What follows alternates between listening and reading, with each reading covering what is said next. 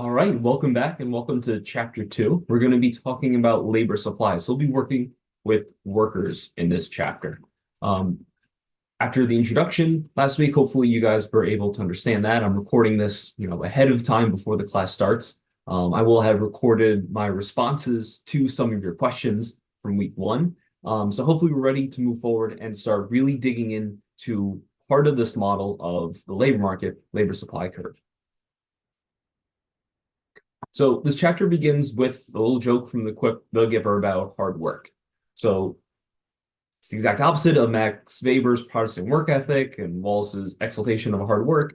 For most people, the goal is to do your job with as little effort as possible and then to get home at the end of the day. Bill Gates once said that he'd take a lazy person as an employee because they'll find the easiest way to get the job done.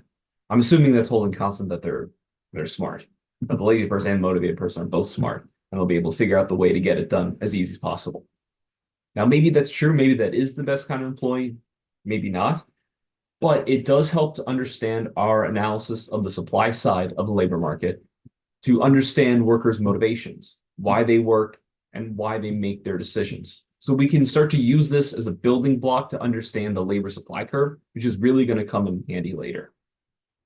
So let's start with some facts about the labor market and trends over time. So we have to decide whether or not to work. And if we do decide to work, how much we want to work. And while we're on the job, how hard we want to work. These can have widespread implications for the economy and for the society as a whole, not just these decisions having, an impact on our own lives. So for instance, 75 years ago, 84% of adult men, so men over, I think they said 24, worked. Now, this fell to 65% by 2010. I'm sure it's even lower today. Meanwhile, women's labor force participation rate increased dramatically over that same time period. These changes have enormous consequences for the economy, for who wants to buy products and what products are being bought by consumers, for the labor market itself, for how many workers are available for firms to hire and what their natural skills are, and for society. So who's around to contribute to productive activities, so who's actually working, and who's around to volunteer for community organizations and for families and child rearing and all this other stuff that doesn't factor in to the actual economy or the numbers that we have. At the same time that labor force participation rates are drastically changing, the average number of hours that's worked, manufacturing is the go-to example, has fallen from 55 hours to just over 40 hours. And across all industries, the average hours worked per week has fallen below 40 hours per week by within the past couple of years.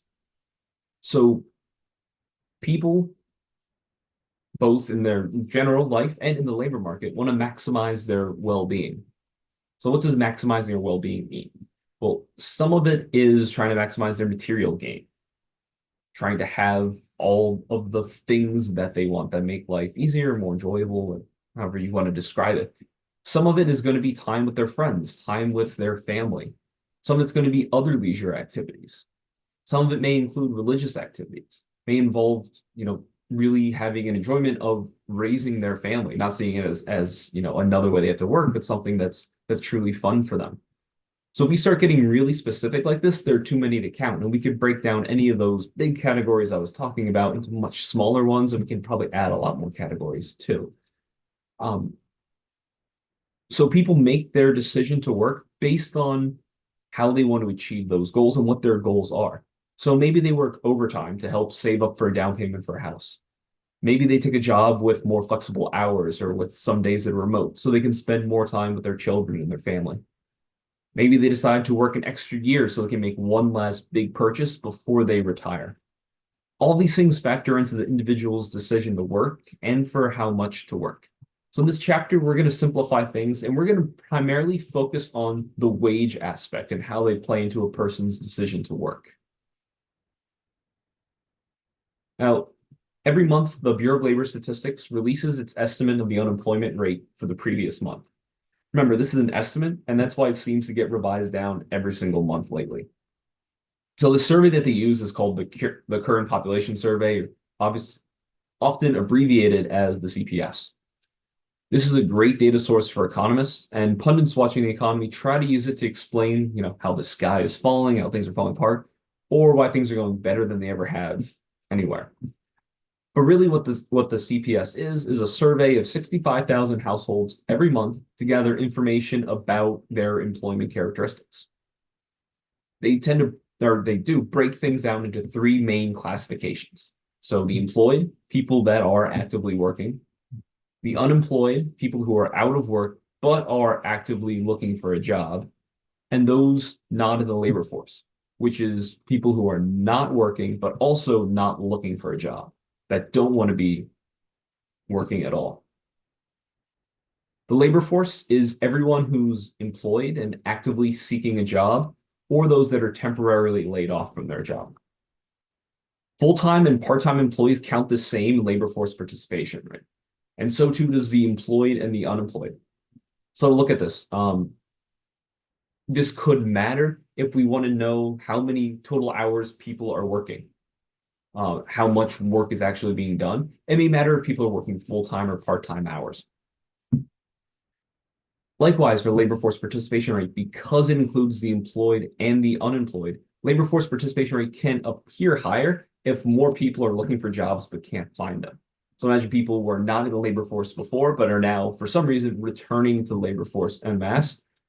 If they're not able to find a job right away, they're sitting there as the unemployed, it'll increase labor force participation rate. It'll seem like things are going better, but in reality, there still aren't, at least yet, more people with jobs. Labor force participation rate is the total labor force divided by the population. And they break down the population a little bit. So it's the adult population, it's civilians, so not in the military, and also not institutionalized. So the employment population ratio is what percent of workers are currently employed.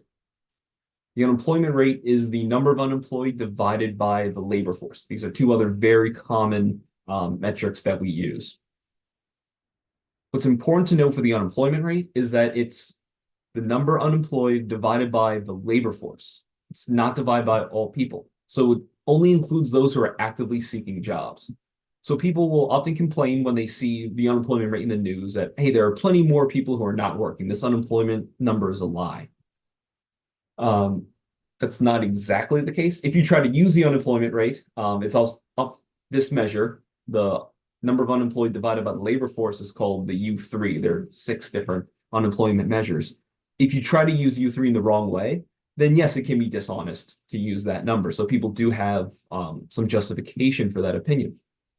But in reality, economists that are using this measure of the unemployment rate care about how many people who want a job but can't find one. That tells them what they want to know about the labor market at this time. And it's very important for government policy and for the Federal Reserve. That's a totally different thing. It may not be the best way to describe the labor market for the average person who's trying to read the news, but for the purpose of economists, this is what they need for at least something. The reason why this can be an issue is if more people leave the labor force, so more people basically give up on trying to find a job, it would make the unemployment rate fall. So it would appear like things are doing better, but really it's people leaving the labor force. So if you're trying to get an idea of what the labor market overall is like, U3 may not be the best measure. Now, there are other broader measures of unemployment that consider those not actively searching for a job. So the broadest measure of the unemployment rate is called U6. I don't think your textbook really talks about this, but that's a much broader measure. So say the unemployment rate that's typically talked about, the U3 rate, is say 5%. The U6 may be 10, 12%. So it's including people that aren't in the labor force, adding them into the denominator to be a little bit more accurate. At least if you're trying to get the idea of the total health of the labor market. Now, right, sorry about that technical interruption, but it's important to not have a narrow focus on the labor market. Remember, a decrease in labor force participation may be a result of people giving up, but it could be a result of people leaving work early to retire or to spend more time with their family. This is a normative statement, but I think we all agree that it'll be good for people to spend more time with their family if they've made enough money in their career to be able to retire early. That's great. So it's up to labor economists to figure out what the cause of these changes are and whether they result from good things or bad things when we see these numbers change. Not everything out there is trying to maximize the health of the labor market. Really, remember, working is a means to an end to achieve our goals. Now, when Janet Yellen was the chair of the Federal Reserve, she had what she called the labor market dashboard, which included 6 measures of the labor market. And all of these measures would shed light on different phenomena within the labor market. And together they would give her a full picture rather than just focusing on the labor force participation rate or the unemployment rate or just one number like that. So there's other measures that are very valuable, like, for instance, the job quitting rate. That can reveal how many people are confident enough to leave their current job for another job. So when the economy is doing really well, this number is going to be high. More people are going to have the confidence to quit their job to go get a job somewhere else.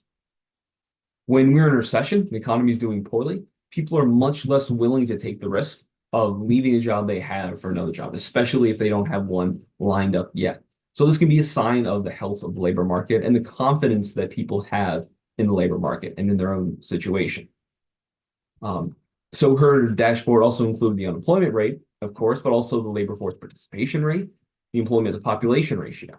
So a lot of separate numbers to try to, again, give the entire health. And labor force participation rate is the highest for people that we call prime age, so people that are between 25 and 55. Often when we talk about these broad labor market measures, they're listed for just the prime age workers, trying to avoid including retirees in our assessment of changes in the economy, because when people are able to retire, changes over time, and we don't want to account for that if we're looking for specific other things that are going on in the labor market. In general, labor force participation rate has decreased for men. For men over 65, so over the traditional retirement age, it's fallen from about half working or in the labor force to about a quarter in the labor force. However, the labor force participation rate for prime age males has only fallen from 97 to 90%, so a much shallower decline than looking at either men of all ages or men of retirement age. Now, what's also interesting is the decrease in the average hours worked per week. As labor force participation rate has changed, so too did the hours worked that we talked about in the beginning of the section. There's a lot going on here. Some of it is the rise in automation and the increase in productivity. People don't need to work as many hours to get as much work done. That's a good thing. Some of it may be the nature of the work driving hours. So Henry Ford voluntarily introduced the 40-hour work week alongside the introduction of the assembly line. Now, why was this the case?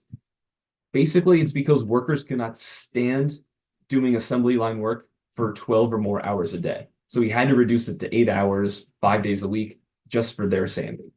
Now, it was still good for him because they could produce a lot more during 40 hours a week than they could with the much longer work weeks doing the old batch production. Some of this change may be a result of the rise of part-time work. Some of it might be less overtime and more jobs like trucking where overtime is legally limited to protect workers from working too many hours and the risk that could pose for them. Okay, so we're going to stop this lecture here and we'll pick it up with the next section of the neoclassical model of basically understanding workers' decision-making process.